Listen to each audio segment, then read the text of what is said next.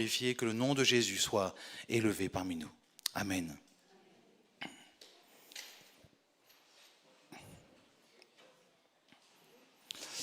Alors, j'aimerais vous parler d'une histoire fictive, un procès fictif. Je vous mets dans la situation. Il y a un homme qui est emmené devant un juge. Cet homme s'appelle Dominique. Proche de la quarantaine, il est second de cuisine dans un petit restaurant de sa ville. Et un matin, alors qu'il est en train de se préparer assez matinalement pour aller au travail, la police frappe à sa porte. Dominique ouvre et voit les forces de l'ordre qui sont là devant lui et qui l'attendent. Seulement, ce n'est pas la police traditionnelle. C'est ici une police religieuse qui a pour but de traquer et de débusquer les chrétiens. Un proche de Dominique l'a trahi. Dominique est menotté et il est mené directement en comparution immédiate devant le juge. Devant le juge, Dominique se tient fébrilement. Il ne sait absolument pas ce qui va lui arriver. Le juge alors parle. « Dominique, vous êtes accusé d'être chrétien. Avez-vous quelque chose à dire pour votre défense ?» Dominique reste silencieux.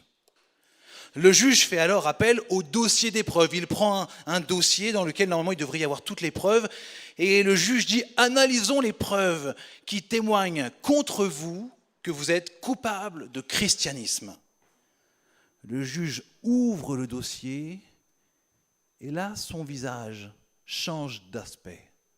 « Je ne comprends pas, dit-il.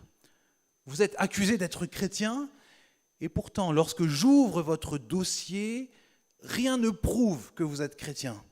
En effet, selon le dossier, vous ne témoignez jamais de Jésus. Vous ne parlez jamais de lui. Selon le dossier, votre vie n'a absolument pas changé. Vous continuez de commettre exactement les mêmes actes que pendant toute votre vie. Il n'y a pas de trace de repentance, il n'y a pas de trace de regret. Votre dossier indique qu'il y a bien une Bible chez vous, mais qu'elle n'a jamais été ouverte. Et puis surtout, je dois vous dire, avec une certaine joie, lorsque je vous regarde et lorsque je regarde votre dossier, je ne vois pas Jésus. L'amour de cet homme-là semble absent. Monsieur Dominique, vraiment, veuillez nous excuser. Vous avez été accusé à tort. Rien ne prouve que vous êtes chrétien. Vous êtes libre. Rien ne prouve que vous êtes chrétien. Vous êtes libre.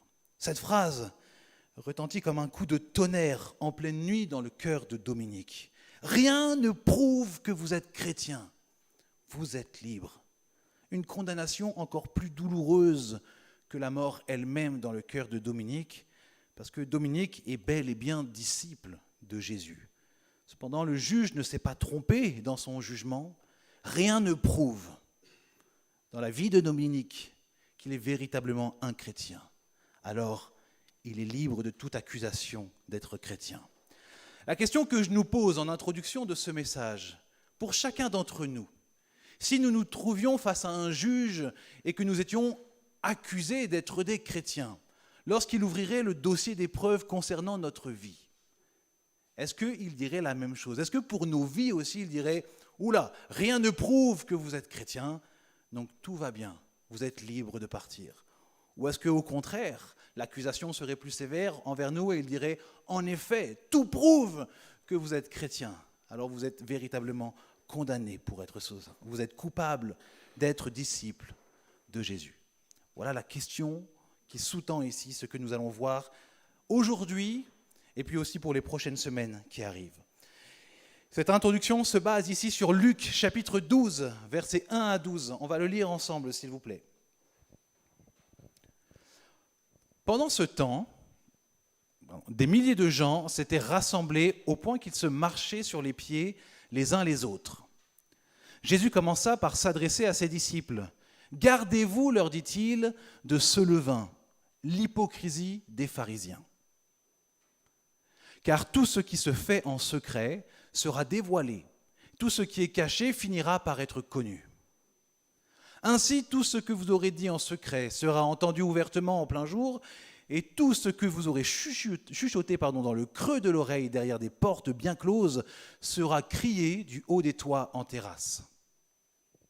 Mes chers amis, je vous le dis, ne craignez pas ceux qui peuvent tuer le corps, mais qui n'ont pas le pouvoir de faire davantage. Savez-vous qui vous devez craindre ? Je vais vous le dire, c'est celui qui, après la mort, a le pouvoir de vous jeter en enfer. Oui, je vous l'assure, c'est lui que vous devez craindre. Ne vend-on pas 5 moineaux pour 2 sous, et pourtant Dieu prend soin de chacun d'eux. Bien plus, même les cheveux de votre tête sont comptés. N'ayez aucune crainte, car vous avez plus de valeur que toute une volée de moineaux. Je vous l'assure, tous ceux qui se déclareront pour moi devant les hommes, le Fils de l'homme aussi se déclarera pour eux devant les anges de Dieu. Mais celui qui aura prétendu devant les hommes qu'il ne me connaît pas, je ne le reconnaîtrai pas non plus davantage devant les anges de Dieu. Si quelqu'un dit du mal du Fils de l'homme, il lui sera pardonné. Mais pour celui qui aura blasphémé contre l'Esprit Saint, il n'y aura pas de pardon.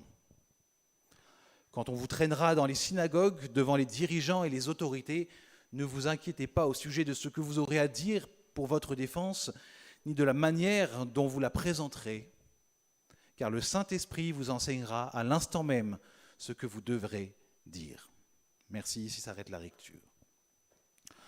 Au travers de ce texte, ce que nous allons voir ensemble, c'est comment nous pouvons, et même plutôt comment est-ce que nous devons prendre position dans ce monde pour Jésus-Christ.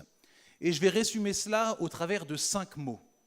Abandonner, refuser, croire, reconnaître et confiance. Et à la base, je pensais faire un message avec l'ensemble de ces points. Et puis, en grattant cette semaine, ce moment-là, j'ai vu que je ne faisais qu'un seul mot aujourd'hui. Donc, on verra si cette série fait 5 prédications ou un peu moins. En tout cas, aujourd'hui, on va commencer par abandonner. Et pour cela, on va se focaliser ici sur les 3 premiers versets que je me permets de reprendre pour qu'on les ait bien en tête. Pendant ce temps, des milliers de gens s'étaient rassemblés au point qu'ils se marchaient sur les pieds les uns les autres. Jésus commença par s'adresser à ses disciples. « Gardez-vous, leur dit-il, de ce levain, l'hypocrisie des pharisiens, car tout ce qui est tenu secret sera dévoilé, et tout ce qui est caché finira par être connu. Ainsi, tout ce que vous aurez dit dans l'obscurité sera entendu ouvertement en plein jour, et tout ce que vous aurez chuchoté dans le creux de l'oreille derrière vous, derrière des portes bien closes, sera crié du haut des toits en terrasse. » Pour bien comprendre ici la remarque et même plutôt la mise en garde que Jésus porte ici envers ses disciples, il faut comprendre ce qui s'est passé juste avant, au chapitre précédent. Jésus est invité à manger par un pharisien. Donc Jésus accepte de manger avec lui. Le problème, c'est que Jésus n'a pas fait ce que l'on appelle les ablutions rituelles. Donc c'est un ensemble de lavements pour les mains, pour les pieds, puis pour d'autres parties du corps, qui étaient finalement considéré comme indispensable pour un bon juif pour pouvoir bien manger d'une manière qui honore Dieu. Le problème, c'est qu'en réalité, ce lavage ici rituel était à destination seulement des prêtres lorsqu'ils devaient consommer de la viande sacrifiée dans le cadre du culte. Et donc ça veut dire qu'à la base c'était juste pour 2 ou 3 personnes qui devaient le faire de temps en temps lorsqu'ils mangeaient une viande ou un aliment particulier.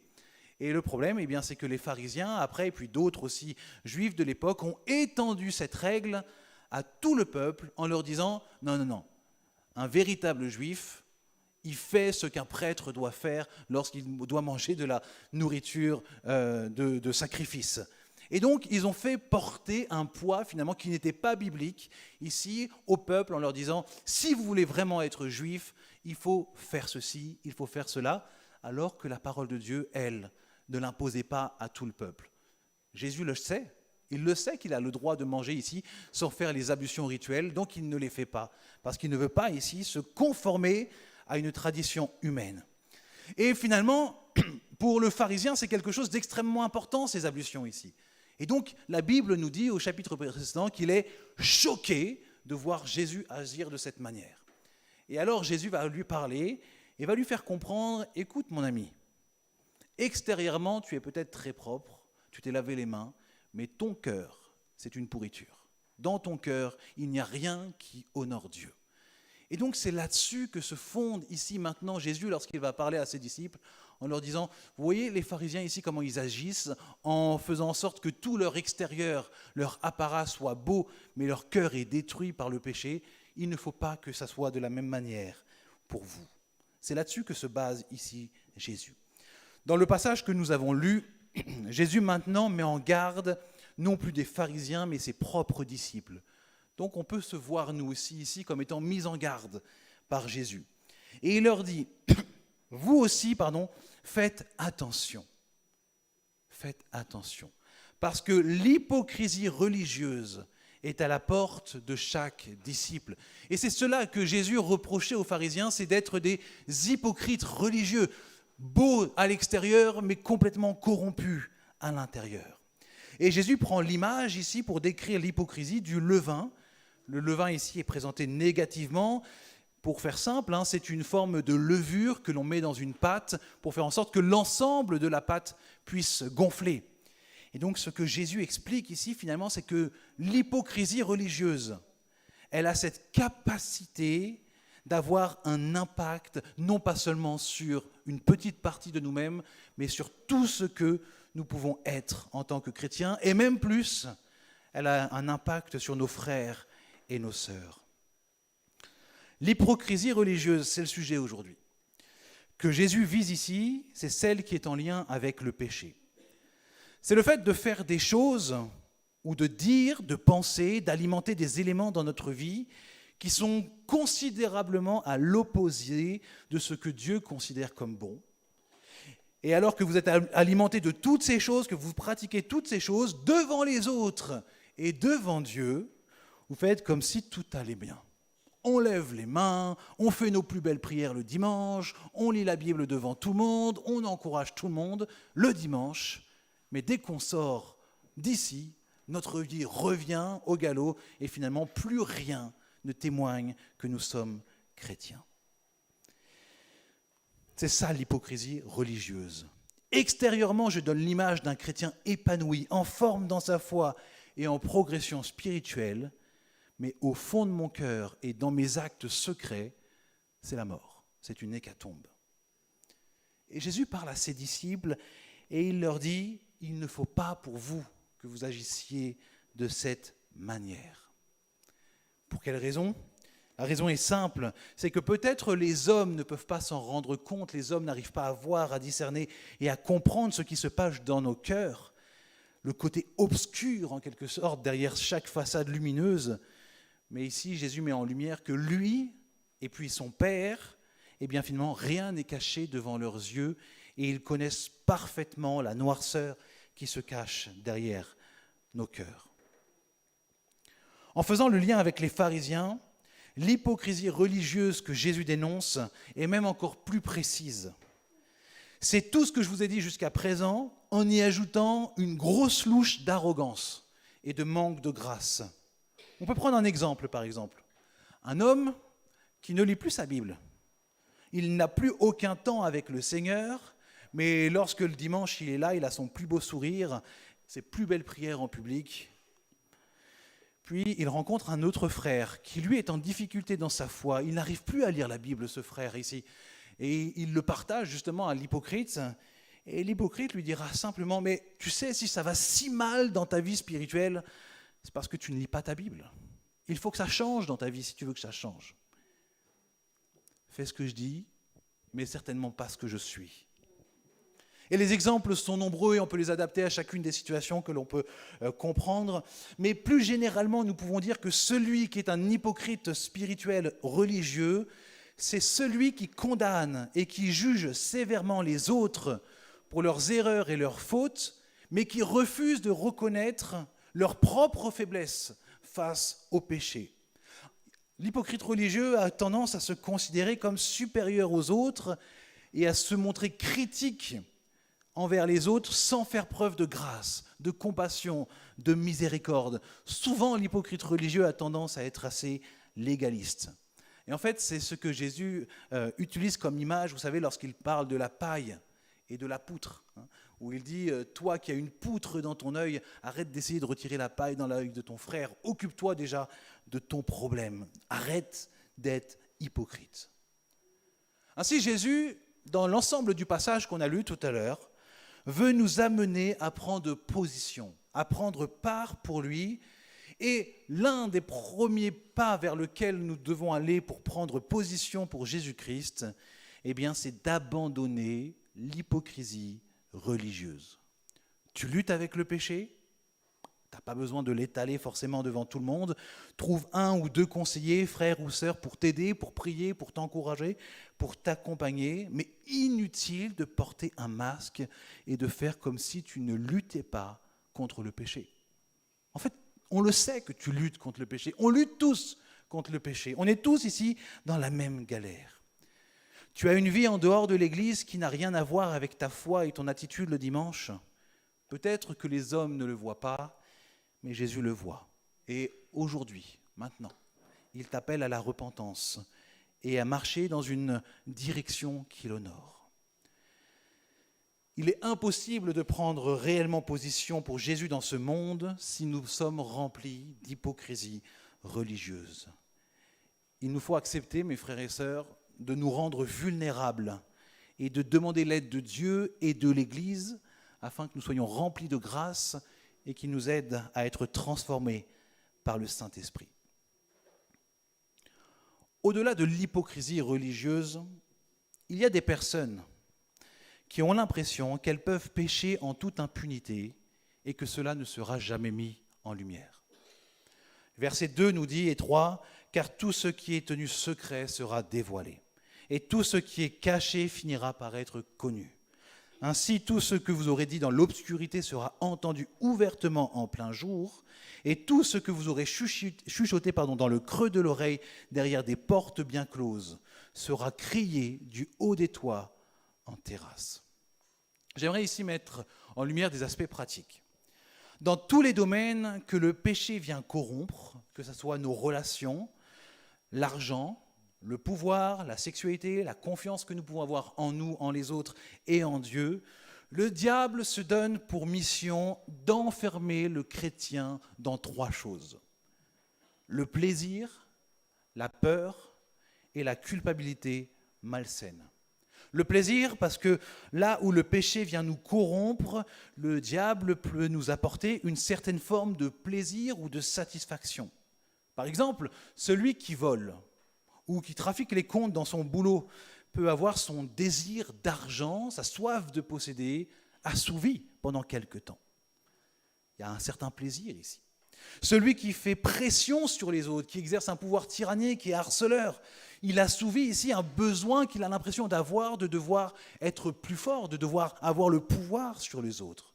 Celui qui a des relations en dehors de son mariage, que ce soit dans le lien de la prostitution ou de la pornographie ou autre chose, il pense ici avoir besoin d'assouvir quelque chose de plus dans sa sexualité. Et le diable, en quelque sorte, il encourage cela. Ce n'est pas lui forcément qui nous fait tomber, on n'a pas besoin de lui pour tomber.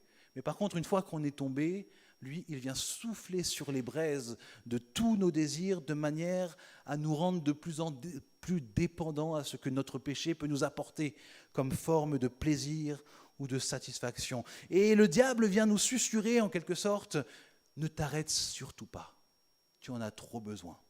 Ne t'arrête surtout pas, c'est trop bon.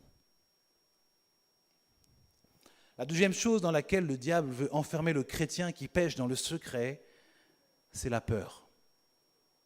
La peur de ce que cela provoquera si je reconnais ma faute. La peur du rejet de ceux que j'aime, parfois du rejet de l'Église ou de ceux dont je recherche l'approbation. Et c'est une réalité, il ne faut pas le nier. Parfois, le péché dévoilé intentionnellement par celui qui l'a commis, peut être mal reçu. Et parfois même dans l'Église, et ça c'est dramatique. Alors que justement l'Église devrait être le lieu dans lequel le pécheur peut librement se repentir, il arrive que parfois nous agissions mal en condamnant à nouveau un pécheur qui pourtant a fait acte de repentance et qui a choisi de vouloir marcher d'une manière différente. En réalité, l'Église est appelée à accueillir tout pécheur qui se repent dans la grâce. Et l'Église n'a pas pour but de condamner un pécheur qui se repent, mais de l'accompagner pour qu'il puisse assumer les conséquences de ses actes. Combien de fois, mes frères et sœurs, et j'ai entendu il y a peu de temps, je ne veux pas être repentant devant les frères et sœurs, j'ai trop peur que leur regard change et qu'ils ne m'aiment plus, qu'ils ne veulent plus passer du temps avec moi. Je crois que ça peut arriver malheureusement, comme je vous le disais, mais je crois aussi foncièrement que le diable accentue cette peur dans notre cœur afin de nous rendre captifs par la peur. Pourquoi est-ce que je dis ça ? Parce que nous avons eu d'autres exemples où des personnes ont osé à un moment ou à un autre dans leur parcours témoigner même parfois publiquement d'un péché, ils s'en sont repentis devant l'Église, et non, ils n'ont pas été jugés, ils ont plutôt été encouragés, accompagnés, et nous avons vu que Dieu a même fortifié la foi de plusieurs dans l'Église, parce que justement, ils ont laissé de côté cette peur ici que le diable veut mettre dans notre cœur. Ne parle pas, on ne va plus t'aimer, on va te juger.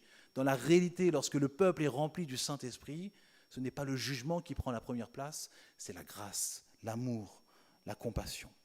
Et donc, le diable vient dans notre cœur, et il ne le dit pas forcément de cette manière, mais ne te repens pas, continue ce que tu fais. Si ça vient à se savoir, tes proches vont te rejeter, ton église va t'abandonner. Ne te montre pas à Dieu, cache-toi devant lui.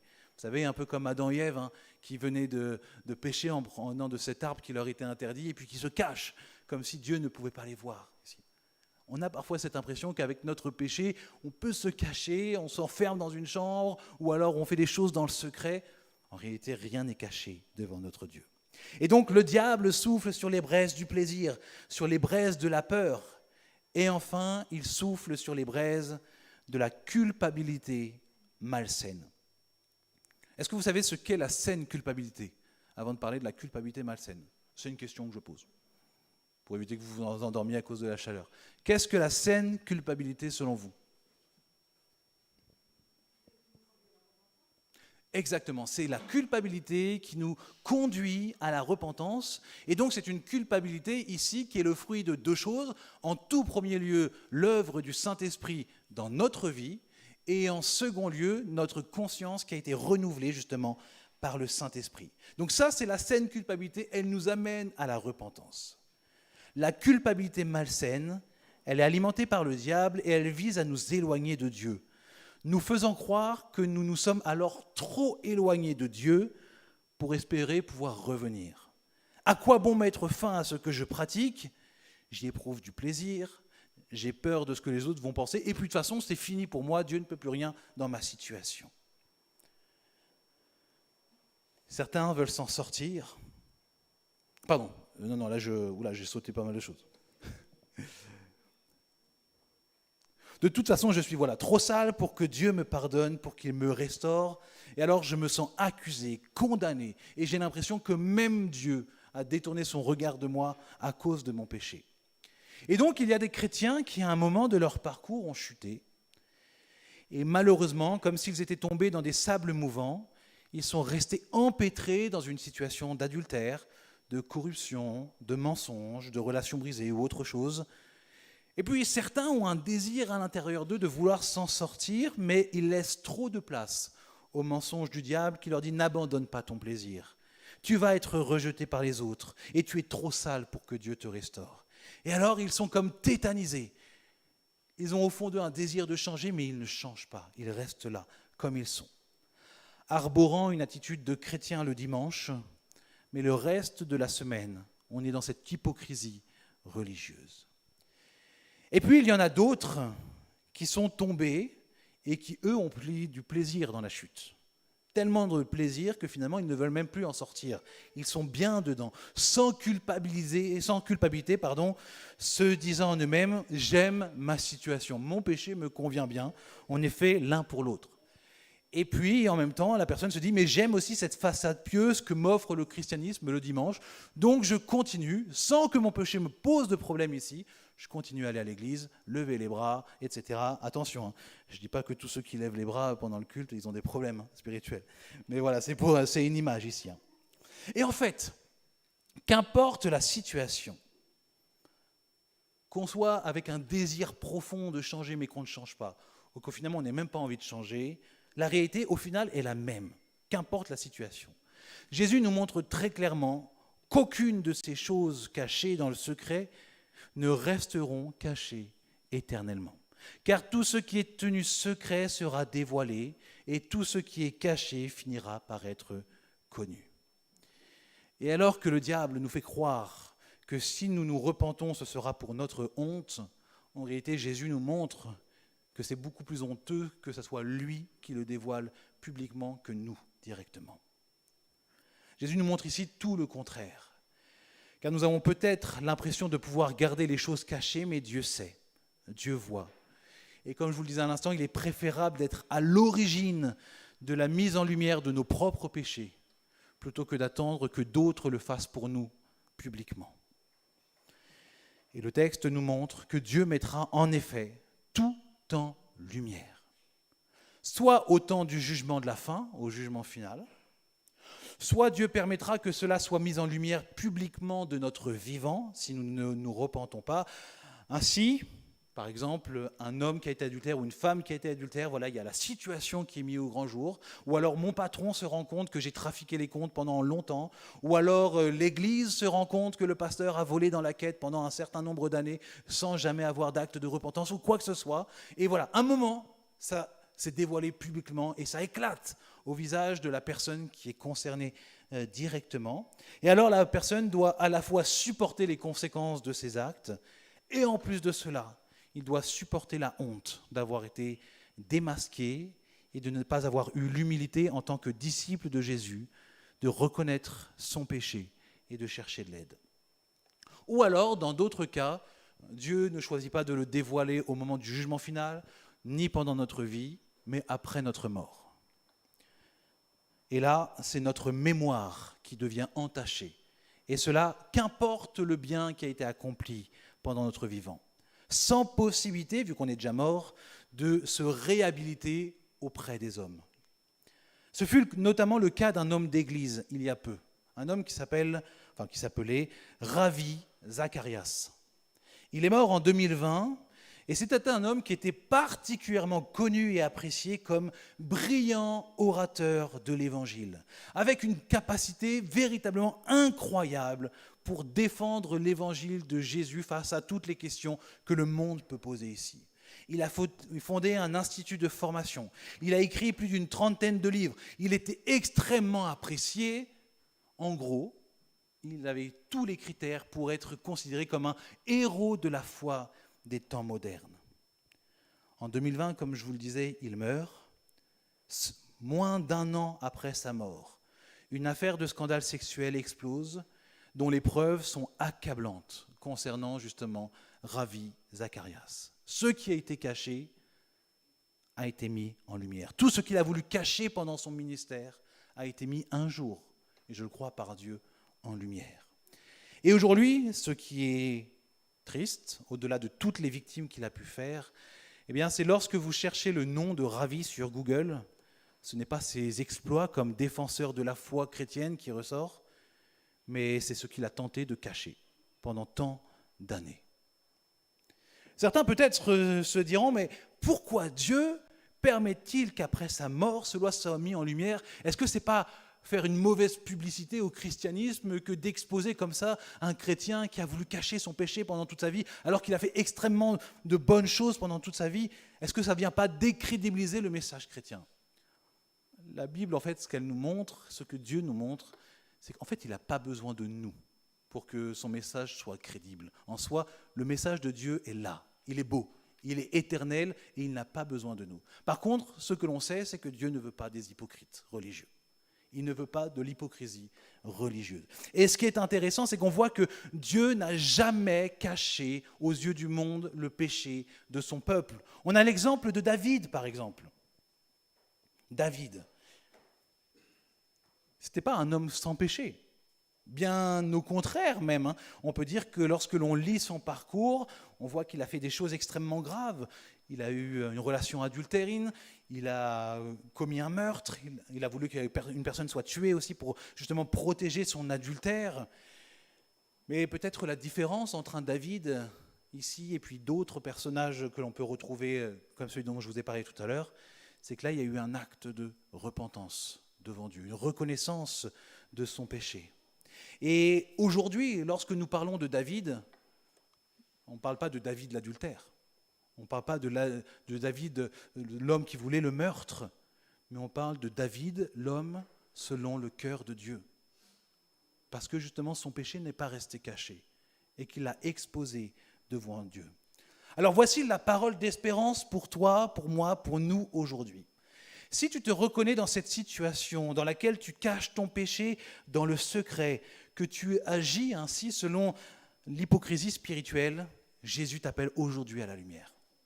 Tu n'as pas été sauvé par la foi des ténèbres pour vivre dans les ténèbres, mais pour vivre dans la lumière. Je précise ici que je ne parle pas de l'expérience de chacun d'entre nous, où nous péchons malheureusement régulièrement tous les jours et nous revenons à Dieu. Là, je parle d'une situation dans laquelle il y a un péché ou une situation qui s'est installée durablement dans notre vie et on fait tout pour la camoufler, on fait tout pour la cacher. C'est cela l'hypocrisie dont on parle. Refuse aujourd'hui le mensonge du diable. Refuse cette peur qui alimente ton cœur d'être rejeté.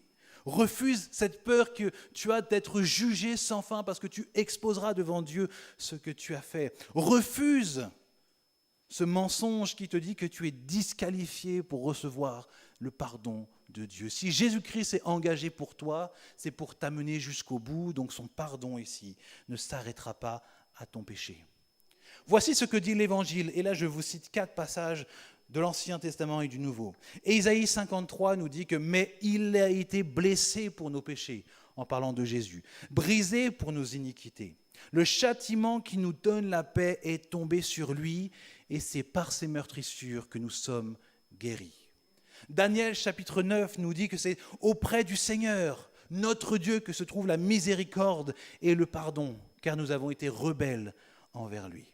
Et puis ensuite, le Nouveau Testament vient apporter encore plus de lumière en disant, dans la première épître de Jean au chapitre 1, « Si nous confessons nos péchés, il est fidèle et juste pour nous les pardonner et pour nous purifier de toute iniquité. » Et enfin, ce que je veux que nous puissions expérimenter et vivre, c'est ce que Romains chapitre 4 nous dit, « Heureux ceux dont les iniquités sont pardonnées et dont les péchés sont couverts. » Mon frère, ma sœur, si en ce moment tu es en train de cacher sous un tapis profondément quelque chose qui ne glorifie pas Dieu et que tu as l'impression que de le mettre en lumière devant Dieu, ça va t'apporter que des galères, la parole de Dieu ici nous montre que, ok, peut-être que tu auras des conséquences à supporter et à assumer. Mais par contre, la parole de Dieu nous dit que spirituellement ici, tu seras heureux. Heureux de savoir que tu es pardonné, heureux de savoir que tes péchés sont couverts, et tout cela par la foi en Jésus-Christ. Alors oui, en fonction de ton péché, tu devras en assumer les conséquences, mais tu expérimenteras la vraie liberté. Et comme David aujourd'hui n'est plus appelé David le pécheur meurtrier, toi aussi, mon frère, ma sœur, tu ne seras pas appelé le frère ou la sœur pécheresse qui a fait ceci, mais tu seras toi aussi, comme moi aussi, comme tous ceux qui confient leur vie en Jésus-Christ dans la lumière, appelé le frère selon le cœur de Dieu, la sœur selon le cœur de Dieu. Parce qu'en refusant l'hypocrisie religieuse, en te confiant en Jésus-Christ et en cherchant en lui seul le salut et le pardon, alors tu prends position ici pour Jésus-Christ. Tu honores celui qui t'a libéré des chaînes, qui t'a libéré du diable. Prenons position aujourd'hui. Renonçons à nos péchés cachés et que la lumière de Jésus transparaisse profondément dans nos vies. Et je veux simplement rajouter un dernier petit élément. J'ai parlé beaucoup du diable à un moment, comme quoi il est influencé dans notre vie par différentes peurs, par différentes craintes. Devant Dieu, les œuvres du diable ne justifient pas notre manque de repentance. Nous ne pouvons pas nous cacher derrière le fait « c'est le diable qui en ce moment est puissant contre moi ». Non. Tu as Jésus-Christ dans ta vie. Jésus-Christ est infiniment supérieur au diable. On ne pourra jamais se cacher derrière les œuvres du diable pour dire « moi si je suis pécheur, c'est à cause du diable ». Non. Si nous sommes pécheurs, c'est à cause de notre péché, à cause de notre cœur. Alors simplement, confions-nous en celui qui a été cloué sur cette croix parce qu'il nous a offert de pouvoir être justement totalement libérés du diable pour pouvoir marcher maintenant dans une vie à sa gloire, dans la lumière, avec la repentance. Je vous invite à la prière. Je vais demander à l'équipe de louange de se rapprocher. On prendra le chant Feu du fondeur pendant ce temps. Et je nous invite dans un premier temps à prendre un temps dans le silence, où chacun d'entre nous, on peut se placer devant Dieu. Et puis ensuite, si certains veulent élever une prière particulière par rapport à tout ce qu'on a entendu, que ce soit de reconnaissance, de demande de pardon ou autre chose, il sera libre de le faire et ensuite on prendra ce chant Feu du fondeur qui exprime ce que nous avons partagé.